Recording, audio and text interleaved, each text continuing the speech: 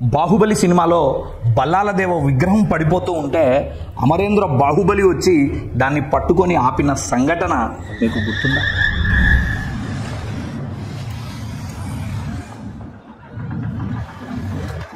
నిజానికి దీన్ని మనం టెక్స్ట్ బుక్ సమాచారంతో కంపేర్ చేస్తే ఆ పడిపోతున్న బల్లాలదేవ విగ్రహాన్ని భారత ఆర్థిక వ్యవస్థ అని అనుకుంటే, ఆ విగ్రహాన్ని, ఆ ఆర్థిక వ్యవస్థని పట్టి ఆపినటువంటి ఆ మగాడు పివి నరసింహారావు గారు.